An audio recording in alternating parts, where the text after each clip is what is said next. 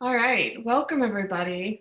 I'm sure a few people will continue to stream in as the time goes on, and that's all right. They can just drop in whenever they're able to get the video started, but we're gonna go ahead and get started because it's that time. For those of you who haven't met me, I am Danielle DiGiacomo. I'm the director at the Carpenter Museum, and welcome to the Carpenter Museum's 2020 Speaker Series. This is our third installment, our first Zoom installment, and I'm really excited to see how this goes and like how we can use this great technology to reach even more people than we normally would reach if it wasn't a special time where Zoom meetings were necessary. For this speaker series, it's Turbulent Times in Early Rehoboth, Obadiah Holmes and his Baptist friends. Just a little housekeeping before I introduce our speaker. There will be a 5-minute intermission to allow attendees to refill their cups, go to the restroom, do whatever they need to do in the middle of the lecture. There will also be a question and answer portion of the presentation, but we'll do that at the end.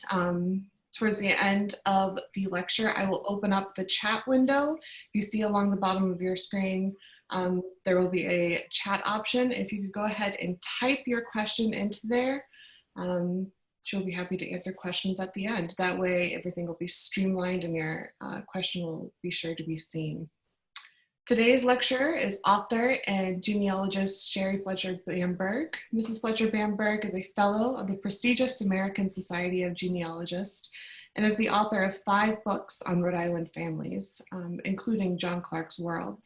She is also the editor of Rhode Island Roots, a quarterly published journal by the Rhode Island Genealogical Society. And without further ado, Sherry Fletcher Bamberg, everyone.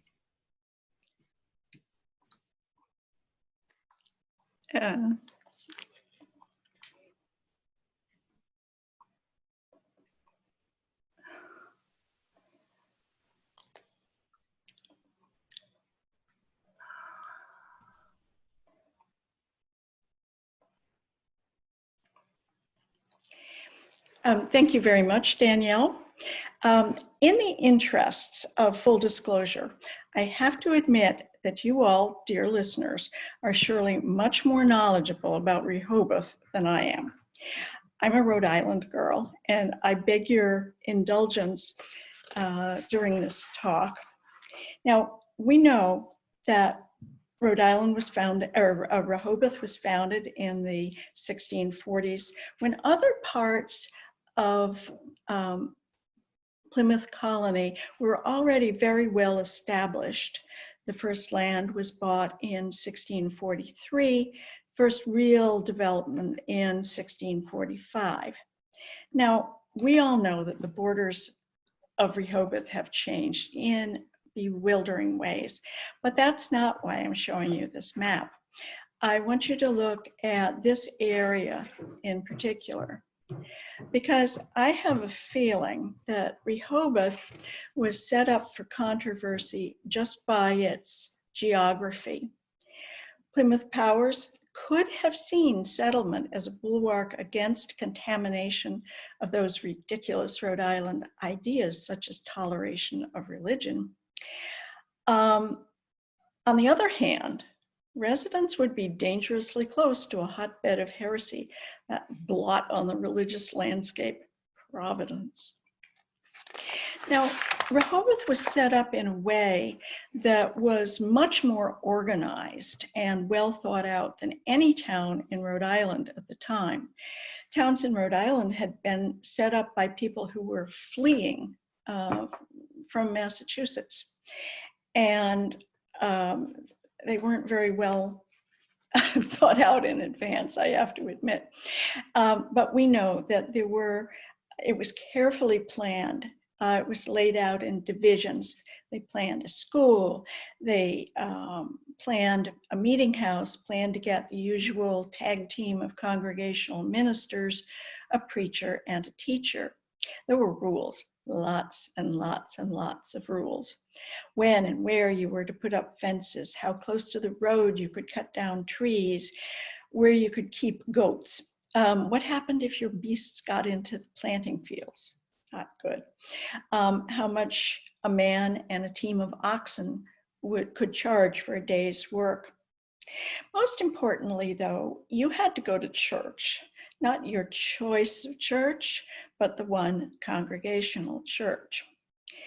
Now, Rehoboth was lucky as this new town in attracting a distinguished teacher, a man who was remarkably learned and experienced.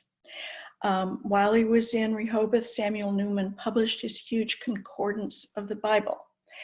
This is a book you would not want to drop on your foot. He knew what it felt like to be persecuted. One of the kindest summaries of his character is this: he was, for a New England clergyman, a peace-loving, scholarly man, mild and prudent in his natural disposition. I guess I just don't know him that well, but I don't see much evidence of that natural disposition on display in Rehoboth. About 4.5 years after Rehoboth had been founded, Roger Williams in nearby Providence wrote this letter to his friend John Winthrop, November 10th, 1649. It was the first crack in the foundation, and this absolutely fascinates me. The identity of the Providence men is unknown. John Clarke and John Luker were not from Providence, they were from Newport, part of John Clarke's emerging Baptist church. So what was this dipping that Roger Williams was talking about? And what was wrong with new baptism? It wasn't John Clarke's idea or Roger Williams' idea. It had come from England.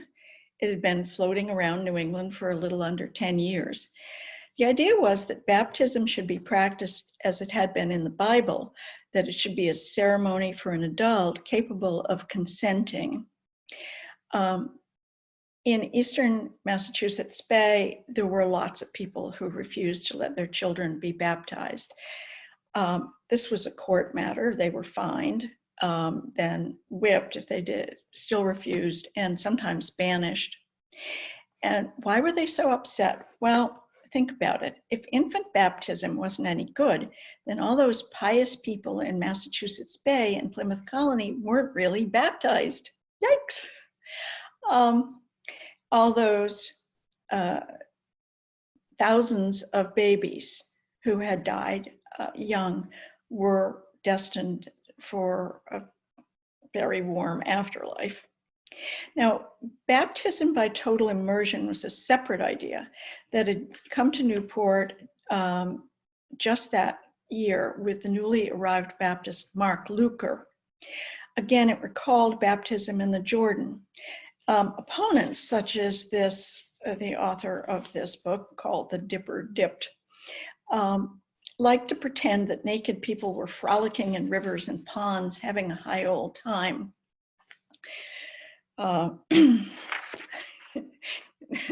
We will come back to this criticism.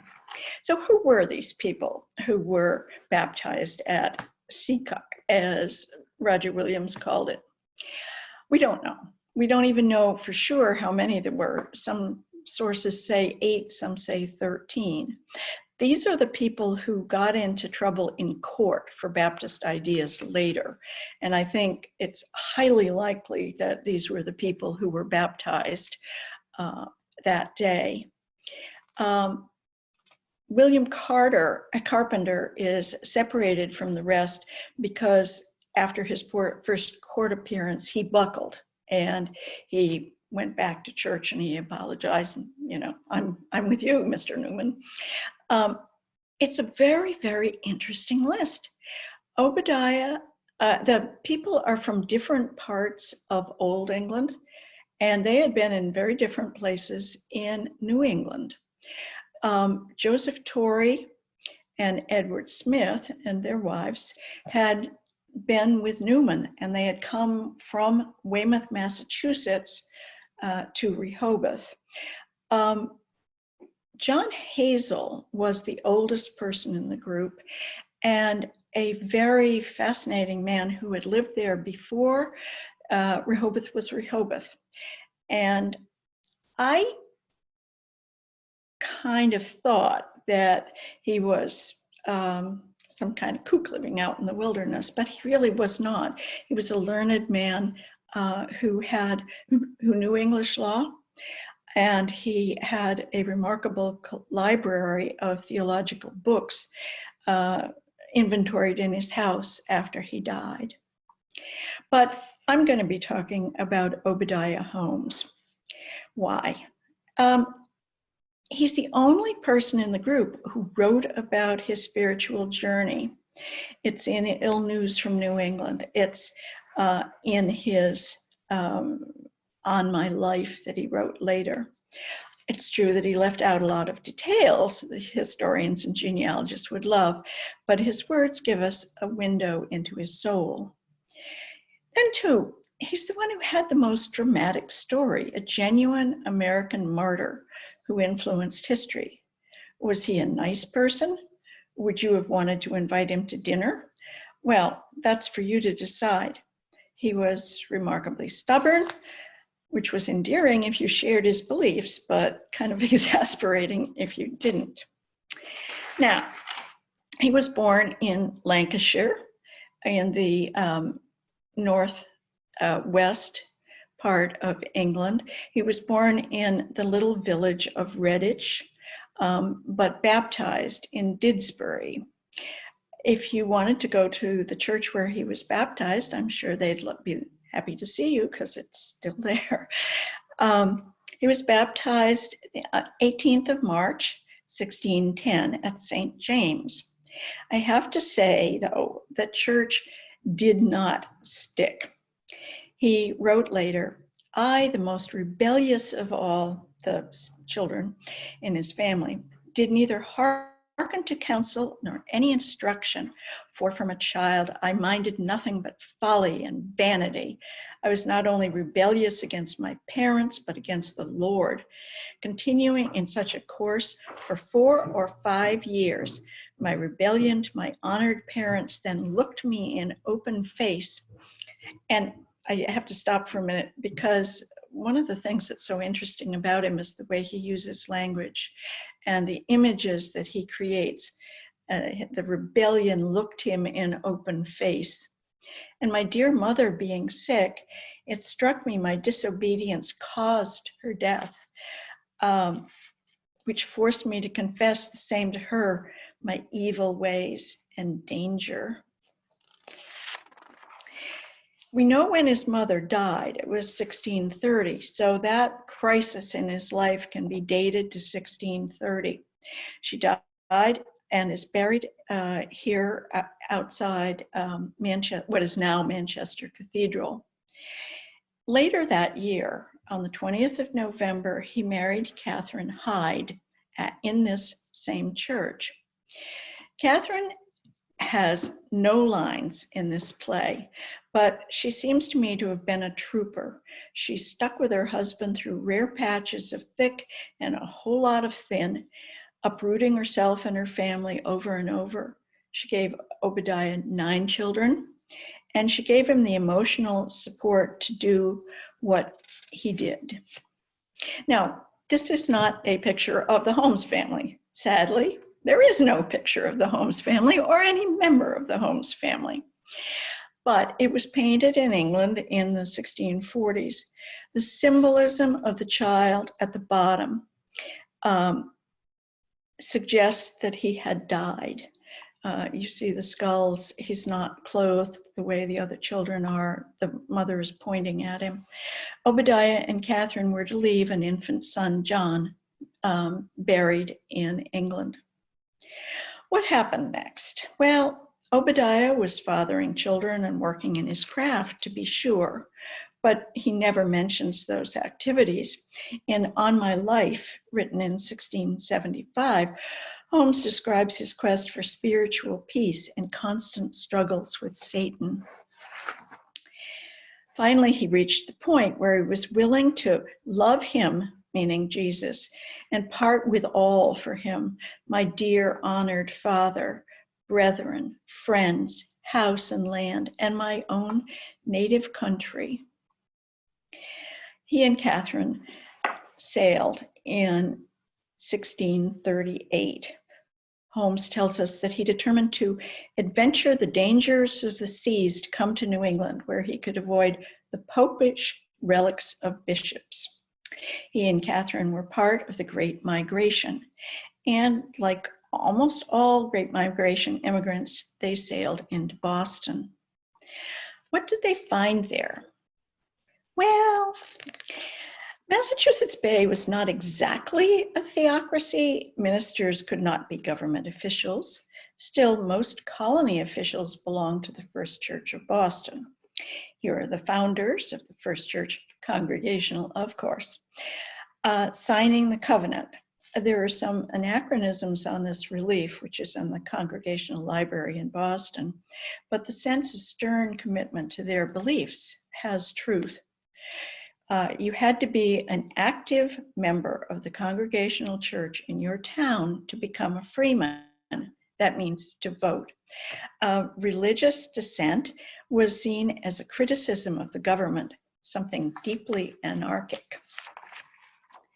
Obadiah Holmes and Catherine moved north. They went to Salem, not because of any disagreement about religion, but because it had the raw materials that he needed for his craft. He was a glassmaker. This was really exciting for Essex County. The only other place in America where glass was being made was Jamestown, Virginia. It wasn't that there was a rule against it. Samuel Reeder explained in a letter from England in March 1636, the glassmen will not undertake to go over till there be a clay found out fit for them in the country, lest they should be a burden to those that transport them, or else live miserably. He didn't really mean clay, but you had to have sand and oyster shells and potash. Now, Essex County folks were really excited about this, and they gave land for a glass house to Obadiah Holmes, his partner Solomon Southwick, and he had another partner for a while. Well, why did they give him land way out in the boonies? If you think about it, I think it probably wasn't a good idea to have a furnace among all those little wooden houses in Salem. Working with Solomon Southwick, he went into the glass business, and bits of glass were found in the farmers' fields in this area into the 19th century. Many of them are at the Peabody Essex Museum, but since they have 19 million objects, they couldn't find it when I wanted to show them to you, I am sorry to say. So, what does a glassmaker do? When I want to learn about somebody, I really like to take a deep dive into their lives. This image is from Jamestown, but it shows things you need. You needed a kiln, you needed a rod, a hollow metal tube, and you needed this bench. This is just a cartoonish image from Jamestown, from the Jamestown website. But if you want to see what it's really like, there is a absolutely wonderful 15-minute video on YouTube. Wait, if you want to write it down, this link. It's an English video with splendid accents, the people in period clothing, and it shows how really hard glassmaking is. You had to start the night before, take the logs nice and dry, and put them inside here. There's a inner tub inside in which you put the raw materials. You'd have this fire going all night. In the morning, you'd go around on the back of this and you'd take out the loose bricks on the side and stick your rod in, swizzle it in the melted glass, and then quickly jump up and sit down in the chair. You'd use this hand to roll it and the other hand to hold kind of like a scoop, and that would make it round enough so that you could then blow into it. it wasn't very easy to make flat glass, and most of what he made was window glass, just small pieces that were set into leading. If you think about the fact that before this time, all the glass in all the houses in Salem had been imported from England, which means that a lot of houses didn't have glass because the people couldn't afford it. In January of 1639, Obadiah Holmes and his wife, and Solomon Southwick and his wife, joined the First Church of Salem. Looking online, I found umpteen pictures that had nothing to do with each other of the First Church in Salem. I have no idea which one Obadiah Holmes would have recognized, but it might have been one of these. Now, this church was the first church in Massachusetts Bay, Salem being founded before Boston. One of its faithful members and one of its founders was John Endicott, the once and future governor of the colony. Remember that name. 3 Holmes children were baptized in the first church, 1640 through 1644. So Obadiah Holmes had a business. He had land, he had a church, he had a family. How was it going? Well, he had not found what he was looking for. Here's another image that he used repeatedly to describe his spiritual state. He'd feel happy and then he'd feel depressed, and one day he would think he had found exactly what he was looking for, and the other, it was not. And things just kept getting worse. Finally, and we don't know exactly when, this word was written next to his name on the original members list. Now, it had to have happened after June 1644 and probably before January, because he could not have had the child baptized if he had been excommunicated.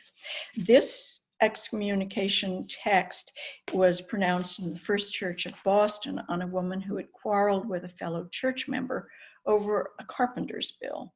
So it wasn't always doctrinal, but everything else we know about Obadiah Holmes suggests that it probably was. So if you were excommunicated, it just didn't mean you just couldn't go to church. You were actively shunned by every church member, and remember that most people in the town had to belong to the church.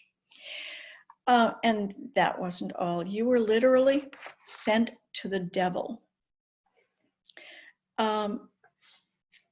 This was a very serious thing that had been voted on had to be approved by every member of the church in the open church. So Obadiah Holmes had already been looking over the horizon.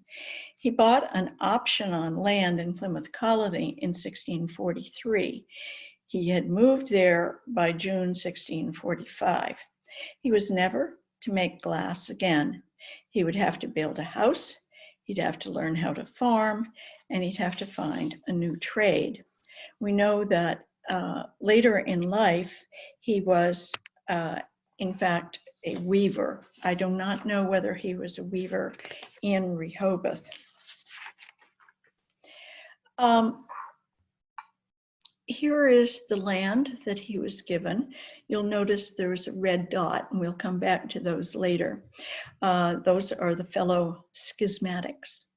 He joined the Congregational church. Now you may say, but he was excommunicated. How could that be?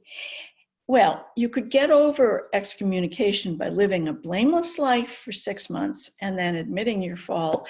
Oh, mea culpa, making a new confession of faith. In June 1645, he was granted Lot 57 in the Great Plain Division. Well, that was good news. His minister, Samuel Newman, had Lot 56. What could possibly go wrong? Well, as you can imagine, a whole lot. In 1649, Holmes and Newman were fighting in court. Holmes sued Newman on the grounds that the minister had slandered him in a previous court session. And that probably was in the spring, but there is no record of it. Newman had said that Obadiah had perjured himself. On October 29th, 1649, does that remind you of any other date you've heard?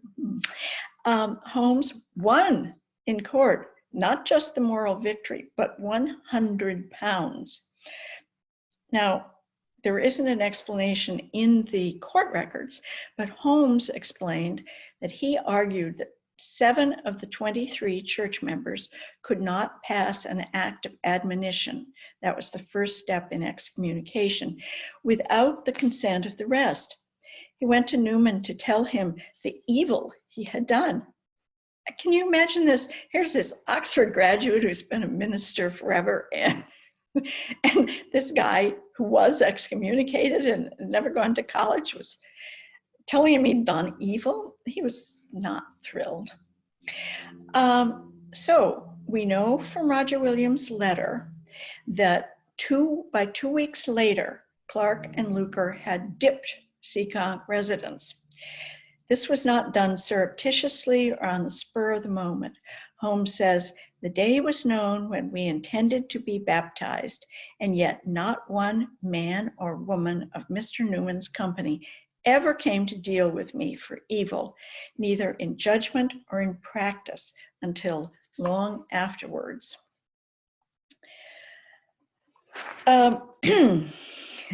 In June 1650, Holmes and others were arrested for setting up a, quote, separate and irregular church meeting in opposition to the orderly and approved and established congregation led by Reverend Samuel Newman.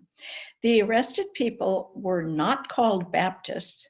They were called schismatics. In other words, they were causing a schism in the church. In October, the court, including the leaders of Plymouth Colony, and look at the names of these people. It's just amazing to think of them all in the one room with Obadiah Holmes, ordered them to desist and neither to ordain officers, nor to baptize, nor to break bread together, nor yet to meet upon the first day of the week.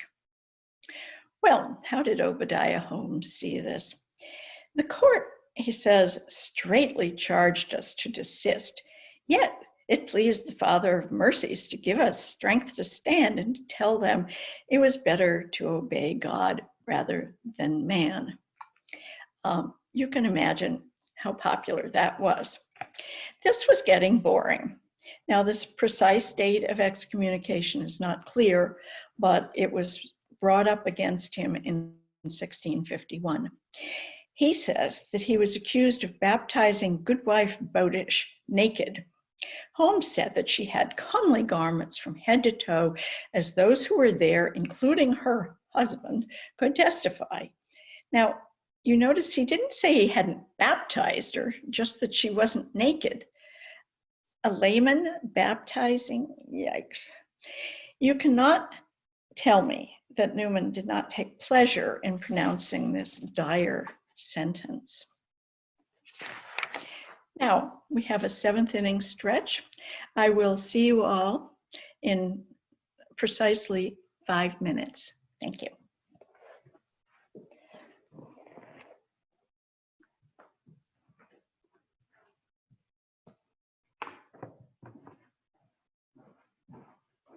Hey, Paul, can you come and help me for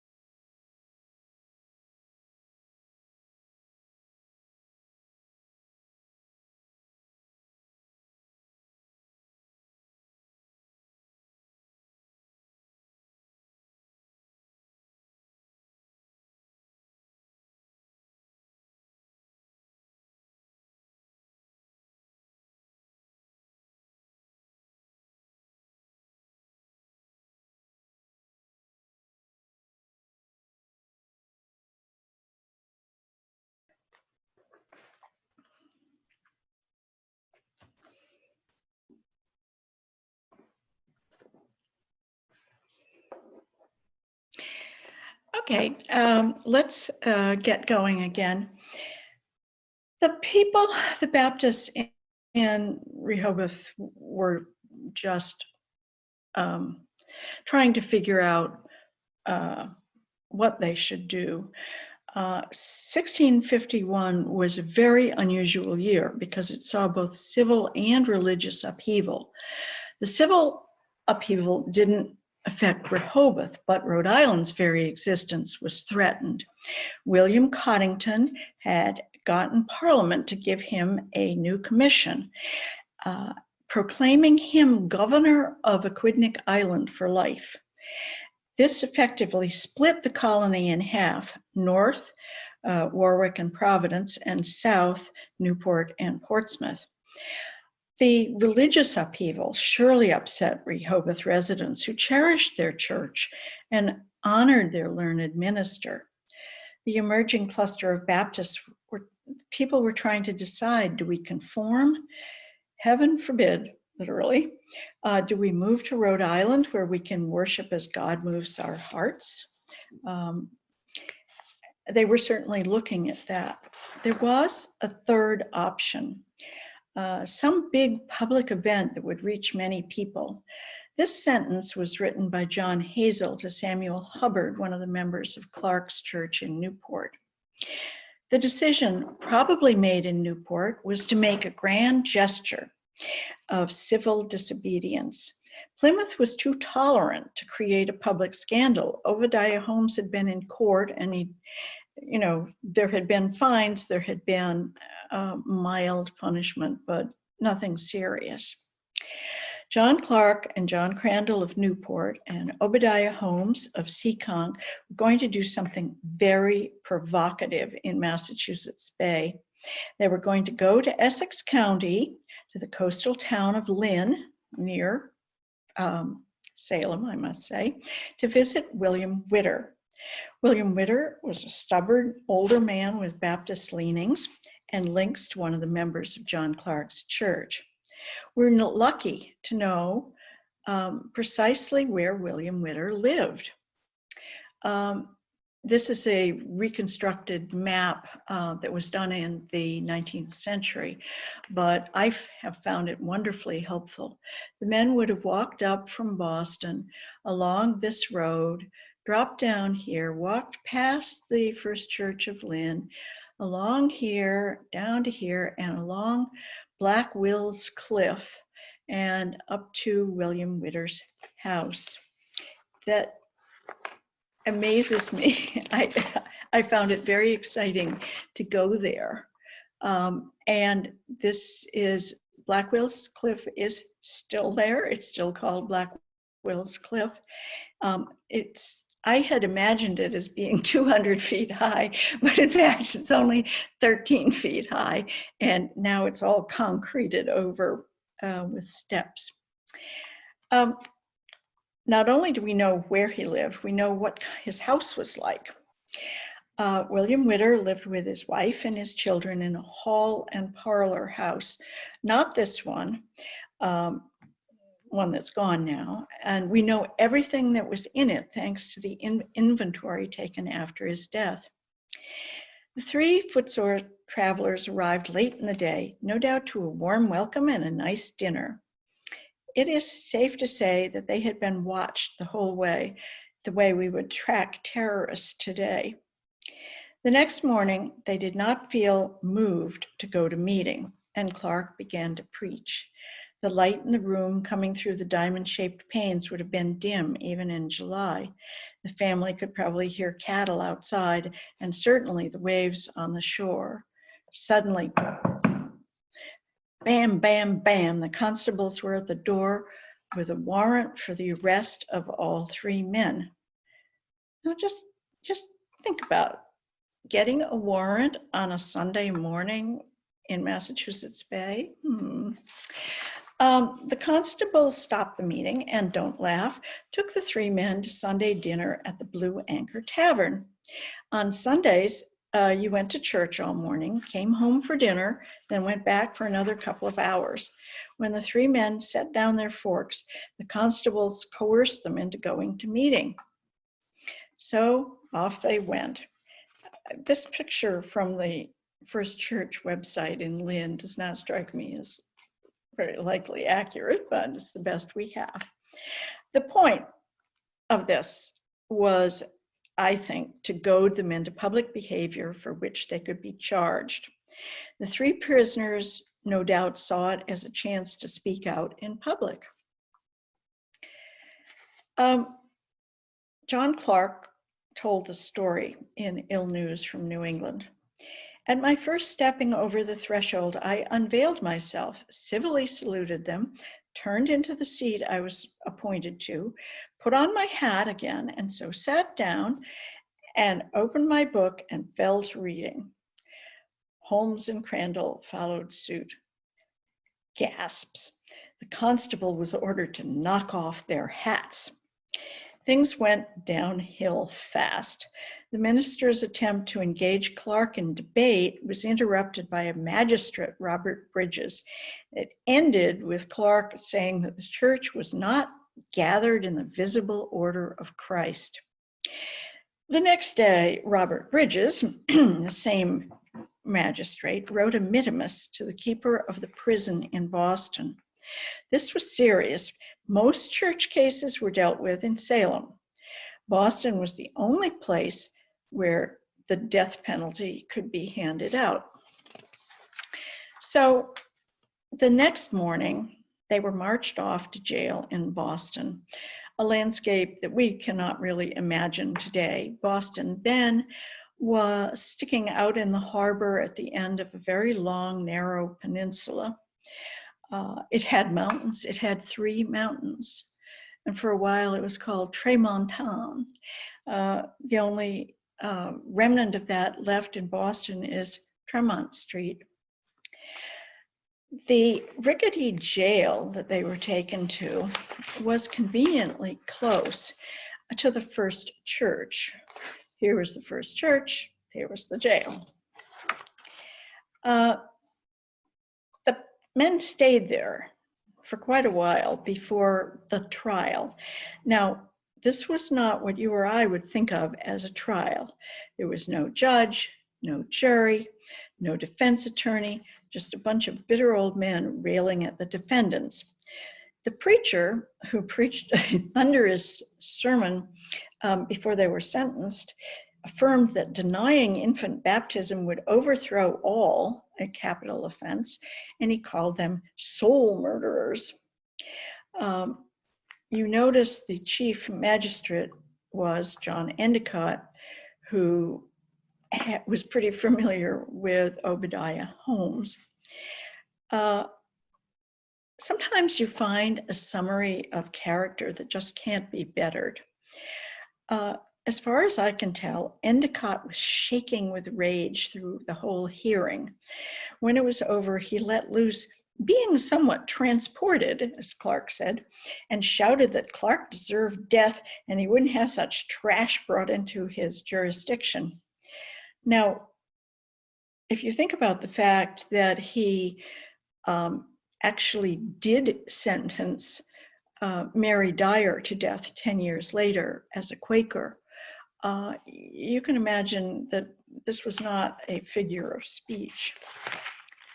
So it will not surprise you inordinately to discover that they were found guilty.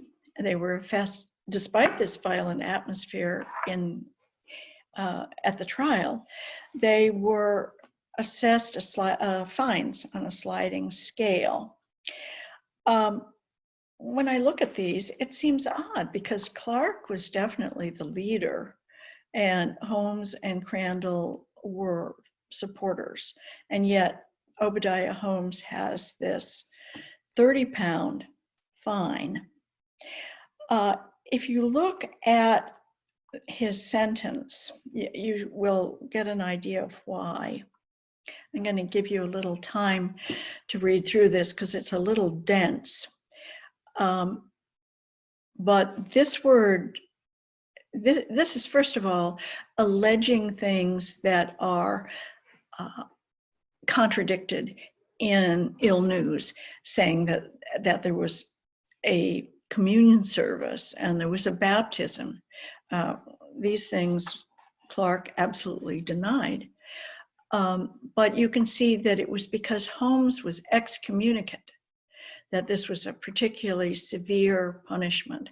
And this describes what denial of infant baptism leads to. An absolutely slippery slope straight to you know where. Naturally, all three men refused to pay their fines because that would be an admission of guilt. Friends of Clarke and Crandall paid their fines very much against their will. Obadiah Holmes refused to have his fine paid. Remember what John Hazell said, persecutions and death itself for Christ's sake will be great advantage. Actually, we know a great deal about his decision. On the morning of his whipping, Obadiah Holmes was visited by friends, including John Hazell. He withdrew to pray, but as he said, Satan let fly at me, saying, remember thyself, thy birth, thy breeding, and friends, thy wife, children, name, and credit. Satan put doubt in his mind. Was he doing this for his own sake, his own pride? A voice, as if from heaven, came into his soul, reassuring and refreshing him. He prayed that God would give him a spirit of courage and boldness, a tongue to speak for him, and strength of body to suffer for his sake. Finally, a great peace came to him, and he went cheerfully with the keeper, carrying his testament in his hand. Now, there are a lot of pictures of what happened next, none of them contemporary and all of them quite cheesy, but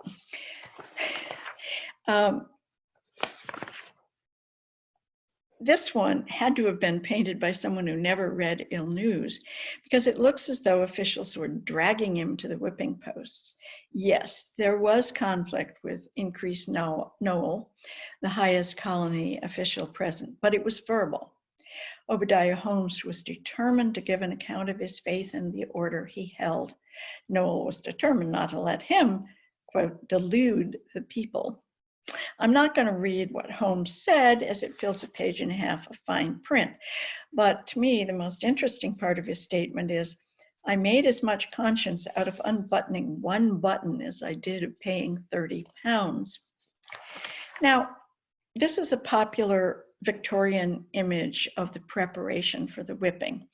I should point out a few things. The whipping post was, in fact, painted red, suggestive of blood.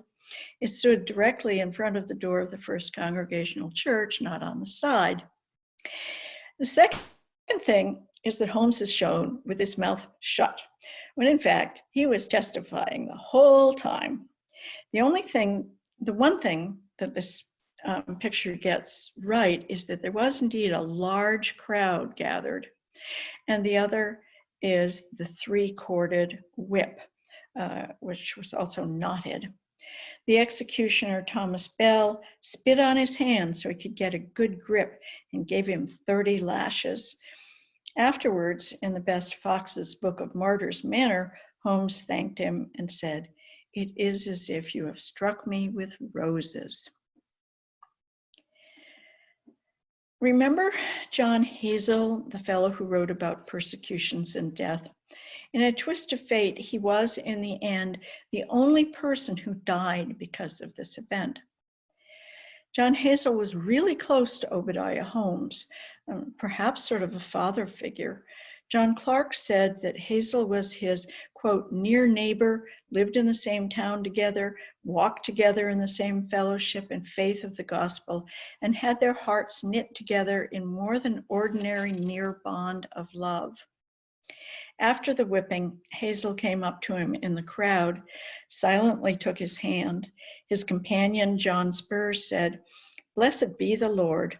The constables, apparently infuriated with the PR failure of the day's proceedings, pounced.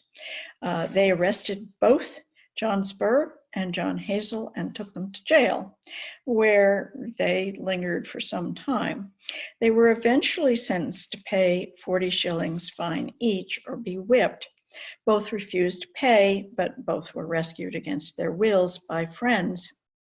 John Hazell, who was a man at least in his 60s, fell ill on the day he was released, and he went to the house of a Baptist sympathizer, Nathaniel Briscoe, in Watertown, and he died 10 days later, death itself.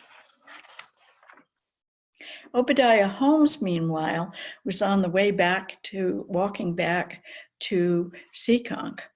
A new warrant was issued for his arrest. There were, in fact, a total of 13 people arrested in the crowd. So it was considered that he had really created a public disturbance. Although he was bleeding from open wounds, Obadiah Holmes walked back, apparently alone, and said, "I was by the good hand of my heavenly Father brought home." And there's this wonderful image of his family and the townspeople and people of Providence coming way out to meet him on the way. Now, all of this was an ugly story, but it might have just stayed that and only that, save for a coincidence. Roger Williams and John Clarke were sent to London to fight to have Coddington's commission revoked. Remember the civil problem with Rhode Island. While they were in London, both men started publishing like crazy. Clarke's short book, Ill News from New England, was a bestseller. It went through 2 editions in 1652. The one that I saw was at the John Carter Brown Library in Providence. Now, Ill News contains Clarke's version of the events, Obadiah Holmes's long letter to English Baptists describing them, and the accounts of both John Spur and John Hazell about what happened, and of course lots and lots of theology. I am fascinated that John Hazell demanded his right as an English subject to have a trial with a jury, and you know, Clarke and Holmes never said anything about that, but Hazell was very bright. The book made Obadiah Holmes a hero, fighting for toleration of religion. It made Massachusetts Puritans look bitterly intolerant, and the whole Puritan colony a failure as an experiment. The light from the city on the hill revealed its flaws relentlessly. Now, how accurate was this book? And not too. How internally consistent were the stories? Not very. And yet it was a smash hit. The Baptists obviously could not stay in Rehoboth. Obadiah Holmes, William Dayball, Edward Smith, and James Mann bought huge acreage near John Clarke's farm on Aquidneck Island. This was apparently a joint purchase, although the original deed appears to have disappeared. They probably moved in 1652, all but Holmes became freeman of Rhode Island on the 17th of May, 1653. Holmes became a freeman 3 years later. Deeds in 1658, when they actually split up the land, are very useful to explain what had been achieved in those few years that they had lived there. The deeds mention the Holmes property as having a dwelling house, barn, orchard, and fields. The land was then in Newport, but now it's in Middletown because of the split in the towns. Those of you who are familiar with Aquidneck Island will recognize that this is Second Beach here, and Hanging Rock is over off in this direction. Now, they didn't, although in Rehoboth, they had their own meetings, but they joined Clarke's existing church. Church membership was always small, sometimes as few as a dozen. When the Rehoboth people arrived, the majority of members belonged to the extended Clarke family. They met in each other's homes. They did not believe in a theologically trained ordained clergy. Members were encouraged to speak as moved by the Spirit, as Quakers are. No clerical garments, no crosses, no candles, no set prayers, no music, no bell, no prayer book. As far as I know, there was the Bible. This is John Clarke's Bible, and this was a testament that belonged to one of the members. Various people baptized: Mark Luker, Joseph Torrey, John Crandall, and of course, Obadiah Holmes. Now, you will find some sources that say that Holmes became the pastor during Clarke's absence. He was still in London until 1664.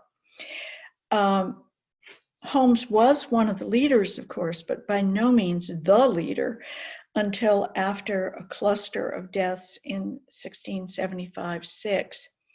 Mark Luker, John Crandall, John Clarke, and Joseph Torrey all died in that short period. Breaking up is hard to do, but it kept happening in Newport as it did in Providence and even in England. Now, you or I can see this as evolution.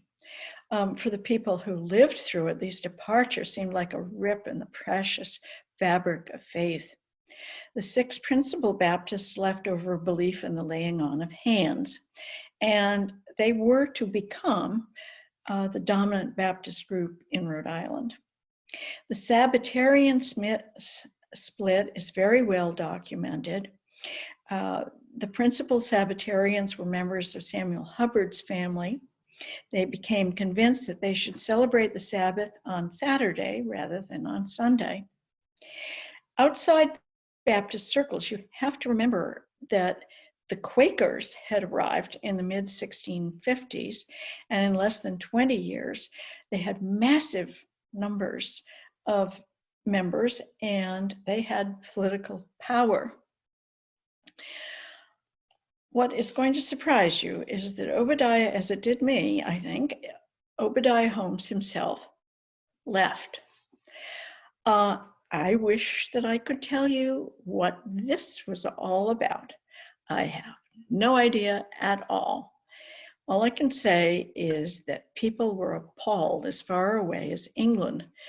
Thomas Trenick wrote to Samuel Hubbard in 1668, "I hoped I should never have seen the day in which such spirit should be found among you, so full of gall and wormwood as your letter seems, to intimate a difference between you and my dear brother Holmes, whose faithfulness for Christ and his truth has been so long approved among you in many ways."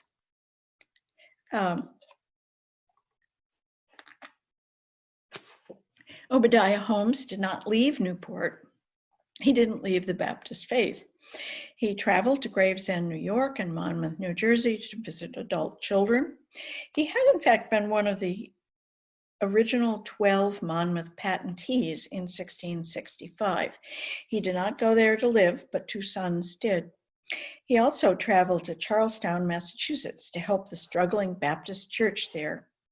Imagine that a Baptist church was then possible in Massachusetts, persecuted as it was. This was remarkable. Imagine him going back to Boston. Now, Obadiah Holmes came back to the Newport church in time, and he did lead the church for the last years of his life, but it did remain very small. He died in 1682 and was buried on his own land, a part of Middletown that remains peaceful and beautiful today. He was still as deeply religious as he ever had been. His essay on my faith, written in 1675, includes 35 doctrinal points and the note, For this faith and profession I stand, and have sealed the same with my blood at Boston in New England. John Hazell had been right. Persecution had been an advantage. There had been revulsion on both sides of the Atlantic at the idea of those fleeing persecution turning into persecutors. His very body was a reproach to Massachusetts. I realized after the death of John Lewis this summer that a martyr who lives and bears the physical symbols of his martyrdom is more powerful than one who dies. Rhode Island's Governor Joseph Jenks later wrote, "Those who have seen the scars on Mr. Holmes' back, which the old man was wont to call the marks of the Lord Jesus, have expressed a wonder that he should live." In a way, this often difficult man still lives in Rhode Island, in America's principle of religious liberty. Now, if you are really interested and would like to dive in more deeply, let me recommend some books for you. Baptist Piety has almost all of his writings in it, and this is available on Amazon. Ill News has been printed and reprinted over and over. As far as I can tell, though, the best place to get that now is from Abe Books, ABE Books. And this has John Clarke's story and Obadiah Holmes' letter, and a whole lot of pages that I was unable to get through, I must say, at the end. And the last book is the book that I and Judith Crandall wrote in 2018 that sets all of these events in the context of what was happening all across New England and Old England. And there's a link to that on the website. So thank you very much. I'm going to stop the share.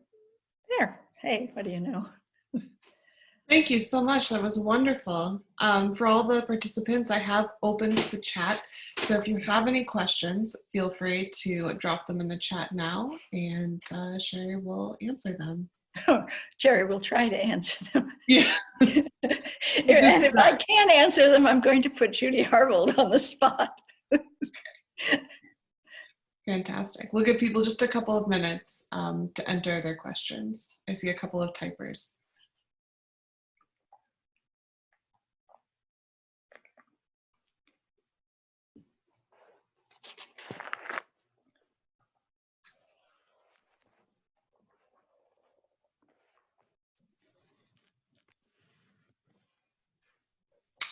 For the person that asked, can we get a copy of this talk and the slideshow? The video was recorded and it will go up on our website in the coming weeks. So look for it there under the 2020 speaker series page of our website.